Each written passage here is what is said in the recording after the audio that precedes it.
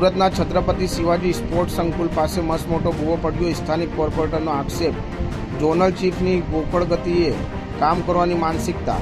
શહેરમાં વરસાદ દરમિયાન ભૂવો પડવાની બનતી ઘટના, પરંતુ હવે શહેરમાં વરસાદના વિરામ બાદ પણ ભૂવો પડવાની ઘટનાઓ યથાવત. ચોમાસું શરૂ થાય તે પહેલા તંત્ર દ્વારા આખો નવો રોડ બનાવવામાં આવ્યો હતો. રોડ પર ભૂવો પડી જતા તંત્રની કામગીરી સામે સવાલ.